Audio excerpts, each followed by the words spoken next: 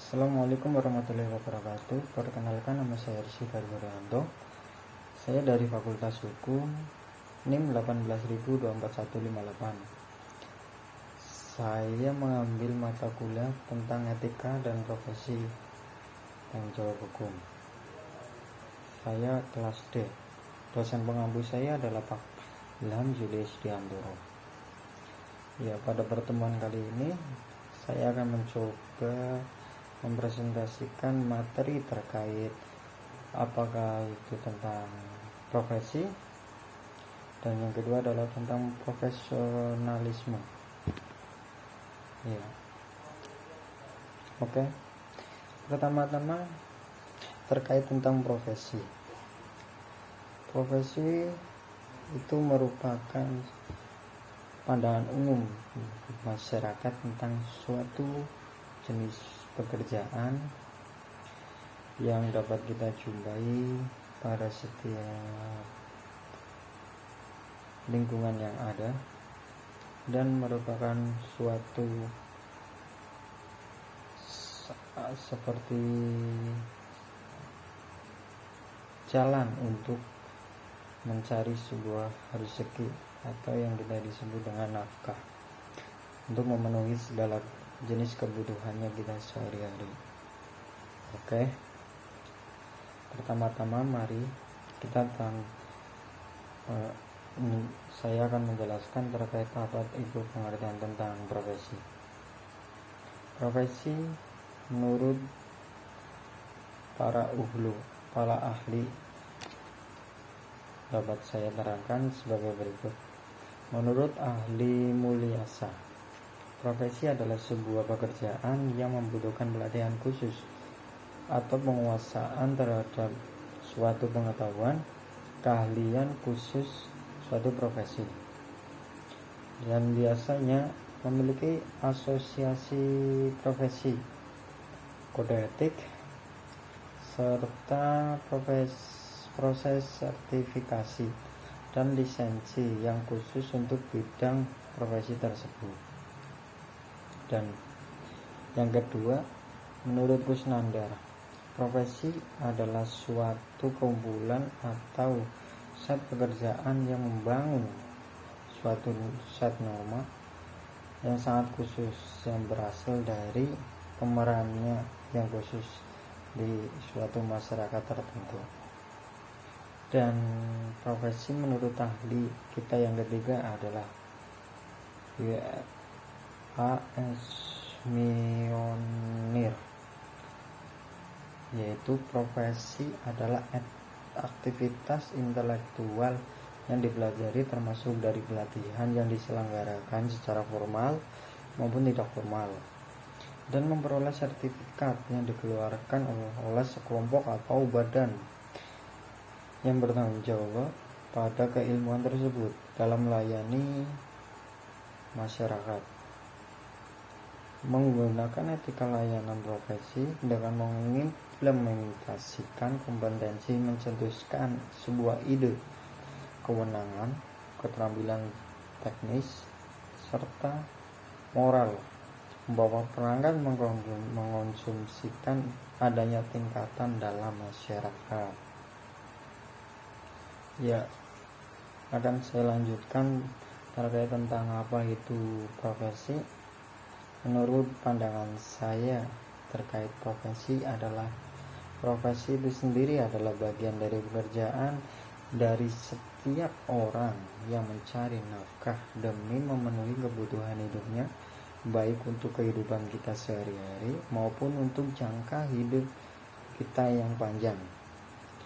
Seperti istilahnya adalah melakukan investasi untuk jangka yang panjang. Namun tidak semua pekerjaan itu disebut dengan profesi.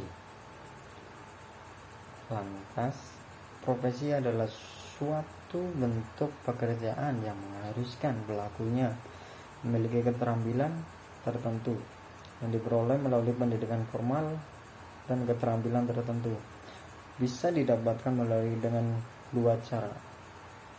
Yang pertama adalah dari pengalaman kerjanya yang terlebih dahulu menguasai keterampilan tersebut. Serta 2, terus memperbarui dan mengembangkan keterampilan sesuai dengan perkembangan teknologi, atau kita menyebutnya dengan perkembangan zaman. Mengikuti perkembangan zaman untuk sebuah proses pengembangan dari bakat yang kita punya. Itu profesi, pekerjaan yang mengharuskan pelakunya memiliki pengetahuan yang diperoleh dari pendidikan formal, keahlian, maupun keterampilan tertentu yang diperoleh melalui praktek dan pengalaman kerja pada orang yang terlebih dahulu menguasai keahlian tersebut. Profesi adalah bagian dari pekerjaan, tapi tidak semua pekerjaan disebut dengan profesi. Profesi mempunyai karakteristik sendiri yang membedakannya dari pekerjaan lain. Syarat suatu profesi: 1. Melibatkan kegiatan intelektual. Yang kedua, menjanjikan karir hidup dan keanggotaan yang permanen. Ketiga, mementingkan layanan di atas keuntungan pribadi. Keempat, mempunyai organisasi profesional yang kuat dan terjalin erat. Kelima adalah menentukan standar sendiri.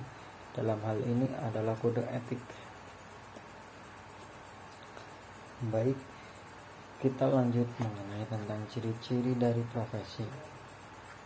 Profesi memiliki beberapa ciri-ciri, diantara lainnya sebagai berikut. 1. Memiliki keahlian dan keterampilan khusus. Yang kedua, adanya komitmen moral yang tinggi. 3.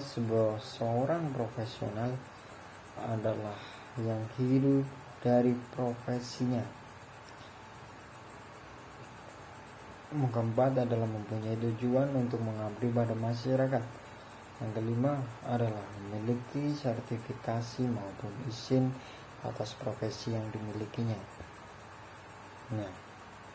Oke. Itulah tadi terkait dari profesi, mulai dari syarat-syarat profesi tersebut maupun ciri-ciri dari profesi tersebut, dan pandangan-pandangan dari para ahli mengenai profesi tersebut. Intinya, suatu profesi ialah hak ataupun kewajiban yang dimiliki oleh setiap orang dalam menjalani suatu pekerjaan yang ada, dalam tanda kutip, adalah dengan mempunyai keahlian di setiap bagian pekerjaan tersebut. Jadi untuk bisa mendapatkan hal itu, kita terlebih dahulu harus mempunyai adanya suatu bakat. Bakat ini dapat kita peroleh melalui suatu proses pendidikan.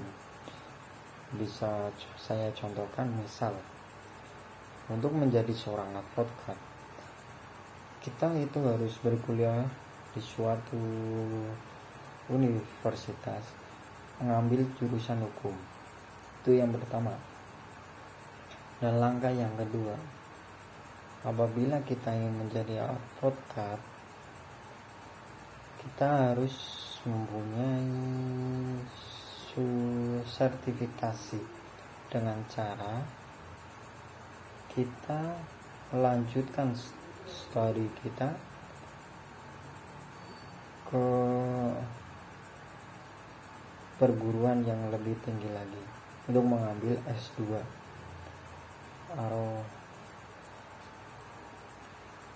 dan di situ dalam kita mengambil sarjana pendidikan S2, kita dapat diberikan sebuah materi khusus terkait tentang apa itu advokat tersendiri, bagaimana cara menyelesaikan suatu permasalahan yang ada, cara menghadapi klien, serta kita dituntut untuk mempunyai pikiran serta berpola pikir bagaimana apa itu, serta bagaimana cara untuk menghadapi serta untuk menentukan jalan keluar terkait tentang permasalahan yang sedang dihadapi oleh klien kita, serta kita itu diakui oleh instansi yang menaungi kita dengan dikeluarkannya sebuah sertifikasi atas diri kita telah lulus mengikuti pembelajaran dari advokat itu sendiri. Nah, itu adalah suatu profesi di bidang hukum. Oke, akan saya lanjutkan kepada materi kita selanjutnya terkait dengan profesionalisme. Nah, profesionalisme dengan profesional itu menurut saya sedikit sama, namun di sini ada bagian-bagian tertentu yang termasuk mencolok menurut saya. Sebelum kita masuk ke materi, alangkah baiknya kita mengenal dulu apakah itu istilah profesionalisme sendiri. Nah, akan saya terangkan, profesionalisme adalah sebutan yang mengacu kepada sikap mental dan dalam bentuk komitmen dari para anggota suatu profesi untuk senantiasa mewujudkan dan meningkatkan kualitas profesionalnya. Nah, biasanya dipahami sebagai suatu kualitas yang wajib dipunyai oleh setiap seorang profesional yang baik, serta nilai-nilai profesional yang harus menjadi bagian dari jiwa seseorang yang mengemban sebuah profesi tertentu. Oke. Dan dalam profesionalisme mempunyai beberapa ciri-ciri yang dapat saya definisikan, mempunyai tiga ciri-ciri. Oke, kita masuk pada pembagian ciri-ciri yang pertama. Ciri-ciri yang pertama yaitu mempunyai skill atau kemampuan dan pengetahuan yang tinggi. Apakah itu diperoleh melalui dari hasil pendidikan atau pelatihan, serta juga ditambah dengan pengalaman selama bertahun-tahun yang dia tempuh. 2. Memiliki rasa tanggung jawab profesi dan integritas pribadi yang tinggi, baik terhadap dirinya sebagai penyandang profesi maupun terhadap pimpinan organisasi, perusahaan dan masyarakat, serta menjaga martabat dan nama baik bangsa dan negara kita sendiri. Oke, kita masuk kepada ciri-ciri yang ketiga. Ciri-ciri yang ketiga adalah memiliki jiwa pengabdian kepada masyarakat dalam mengambil keputusan, meletakkan kepentingan pribadi kita demi kepentingan masyarakat terlebih dahulu, serta bangsa dan negara tanpa pamrih, atau memberikan pelayanan jasa keahlian yang kita miliki dan membantu kepada pihak lain yang membutuhkan. Itulah beberapa ciri-ciri dari seseorang yang mempunyai profesionalisme. Ada pula jiwa yang harus dimiliki oleh setiap seseorang yang profesionalisme.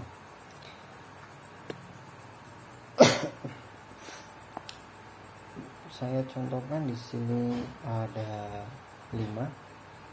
Yang pertama adalah keinginan untuk selalu menampilkan perilaku yang mendekati piawai ideal Seseorang yang memiliki profesionalisme tinggi akan selalu berusaha mewujudkan dirinya sesuai dengan piawai yang ia tetapkan, atau dalam garis bawah dan besarnya adalah standar dari seseorang yang profesionalisme. Berarti juga ikut menerapkan kode-kode etik atau adanya suatu aturan yang tertanam dalam jiwa kita serta diri kita untuk kehidupan kita sehari-hari. Ya kan, saya lanjutkan.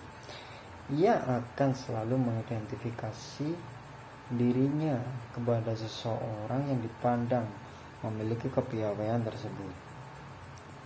Yang dimaksud dengan kepiawaian ideal itu adalah suatu perilaku yang dipandang paling sempurna dan menjadikannya sebuah rujukan atau panutan. Dapat saya contohkan, misal kepala negara. Kepala negara itu merupakan sosok yang piwainya itu ideal, karena dapat kita contoh pula cara beliau menyampaikan suatu pidato atau materi itu terjaga dengan baik tutur katanya,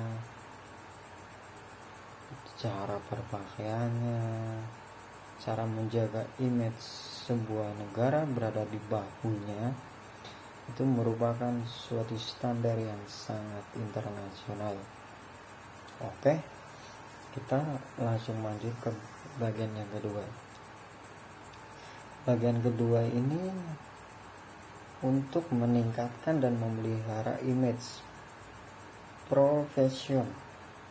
profesionalisme yang tinggi, ditunjukkan oleh besarnya keinginan untuk selalu meningkatkan dan memelihara image profession melalui perwujudan perilaku yang profesional. Perwujudannya dilakukan melalui berbagai macam cara, misalnya mulai dari yang tadi saya katakan, bisa mulai dari penampilannya, cara percakapannya atau cara berpidatonya. Yang ketiga adalah penggunaan bahasa yang baik dan benar. Dan ketiga adalah sikap tubuh atau badan kita. Yang keempat adalah sikap hidup tentang harian kita. Dapat kita mengimplementasikannya dalam kehidupan kita sehari-hari, serta hubungan dengan individu yang lainnya. Oke, kita masuk pada pembahasan kita yang ketiga adalah keinginan untuk senantiasa mengejar kesempatan pengembangan profesional yang dapat meningkatkan dan serta memperbaiki kualitas pengetahuan dan keterampilannya. Dan keempat, mengejar kualitas dengan cita-cita dalam profesionalisme ditandai dengan kualitas derajat rasa bangga akan profesi yang dipegangnya. Dalam hal ini diharapkan agar seseorang itu memiliki rasa bangga dan rasa percaya diri akan profesinya tersebut, serta juga menjaga rasa tanggung jawab yang dibebankan pada dirinya sendiri sehingga dapat menjalankan tugasnya dengan baik dan benar. Oke, kita masuk yang kelima. Yang kelima adalah senantiasa selalu mengembangkan pengetahuan seperti sebuah adanya inovasi untuk yang berguna bagi kehidupan kita maupun masyarakat, baik itu dalam sektor manapun. Yang penting adanya sebuah pemikiran ide untuk menyukseskan kondisi suatu lingkungan masyarakat tersebut, atau setidaknya kita sudah membantu. Tuh. Oke, kita masuk pada cara mengukur profesionalisme. Saya mengutip dari seorang ahli bernama Galilei dan dari England tahun 1989. Dari adanya standar profesional dapat kita ketahui dengan 4 perspektif pendekatan terhadap profesionalisme. Oke, kita masuk pada pendekatan yang pertama, yaitu adanya pendekatan berorientasi filosofis, dan di sini mencangkup ada 3 hal pokok yang dapat digunakan untuk mengetahui tingkatan profesionalisme itu sendiri. Yang pertama adalah pendekatan lambang profesional. Lambang profesional yang dimaksud antara lain seperti sebuah sertifikat atau lisensi dan akreditasi dari pendidikannya yang telah dia lalui. Pendekatan ini melihat bahwa layanan individu pemegang profesi diakui oleh umum dan bermanfaat bagi penggunanya. Pendekatan elektrik. Pendekatan ini melihat bahwa profesional dianggap sebagai kesatuan dari kemampuan, hasil kesepakatan dan atau standar tertentu. Oke, kita masuk pada pendekatan yang kedua. Pendekatan yang kedua adalah pendekatan perkembangan bertahap. Yang dimaksud di sini adalah orientasi perkembangan menekankan pada 6 langkah dalam proses berikut. Berkumpulnya individu yang memiliki niat yang sama terhadap suatu profesi, melakukan identifikasi dan mengadopsi terhadap ilmu pengetahuan tertentu untuk mendukung profesi yang dijalaninya. Setelah individu ini berkumpul menjadi satu, selanjutnya para aktivis atau praktisi akan terorganisasi secara formal dan suatu lembaga yang diakui oleh pemerintah dan masyarakat sebagai sebuah organisasi profesi. Membuat kesepakatan mengenai persyaratan profesi berdasarkan pengalaman dan kualitas tertentu. Menekankan kode etik profesi yang menjadikan aturan main dalam menjalankan sebuah profesi yang harus ditaati oleh setiap atau semua anggota profesi yang bersangkutan. Nah, yang terakhir adalah revisi persyaratan berdasarkan kualifikasi tertentu seperti syarat akademis dan pengalaman melakukan pekerjaan di lapangan. Oke, kita langsung masuk kepada pendekatan kita yang ketiga. Pendekatan kita yang ketiga adalah pendekatan berorientasi berdasarkan karakteristik. Ada 8 karakteristik pengembangan proses profesionalisme yang saling terkait. Antara lainnya 1. Kode etik profesi merupakan proses aturan main dalam menjalankan sebuah profesi tersebut. Kode etik yang pertama. Yang kedua adalah pengetahuan yang terorganisir yang mendukung pelaksanaan sebuah profesi tersebut. Yang ketiga adalah keahlian dan kompetensi yang bersifat khusus. Yang keempat adalah tingkat pendidikan minimal dari sebuah profesi tersebut. Yang kelima adalah sertifikat keahlian yang harus dimiliki sebagai salah satu lambang profesional Yang keenam adalah proses tertentu. Iya benar. Proses tertentu sebelum memangku profesi untuk bisa memikul tugas dan tak rasa tanggung jawab dengan baik. Yang ketujuh, adanya kemampuan untuk menyebarluaskan dan bertukar ide di antara sesama anggota atau bertukar pendapat di antara anggota tersebut. Yang kedelapan, adanya tingkat tindakan disiplin dan batasan tertentu jika terdapat sebuah problem dan pelanggaran kode etik profesi tersebut. Oke, kita masuk pada pendekatan kita yang terakhir, yaitu pendekatan keempat. Pendekatan keempat adalah pendekatan berorientasi non-tradisional, menyatakan bahwa seseorang dalam bidang ilmu tertentu diharapkan mampu melihat dan merumuskan karakteristik yang unik. Alhamdulillah, dan kebutuhan sebuah profesi.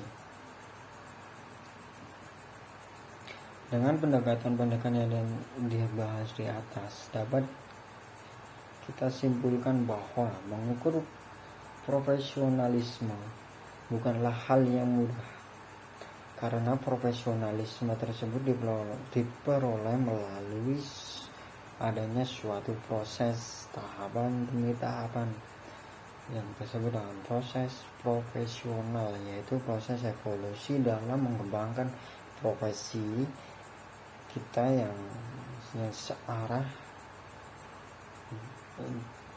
status profesional yang diharapkan.